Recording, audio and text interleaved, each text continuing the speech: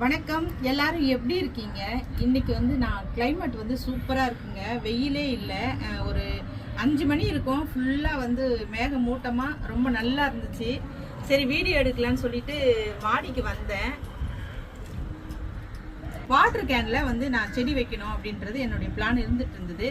சரி, அதை சூப்பராக எடுக்கலாம், ஏன்னா வெயில் கூட இல்லையே அப்படின்றதுனால வந்தா.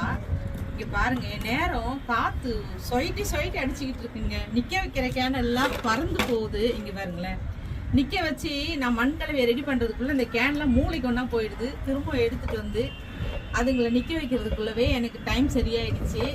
5 மணிக்கு வந்தேன், இப்போ 6:30 மணி ஆகுது. 6:30 மணி வரைக்குமே இந்த கேனுங்க ஒரே இடத்துல நிற்கலைங்க, பறந்துக்கிட்டே இருக்கு.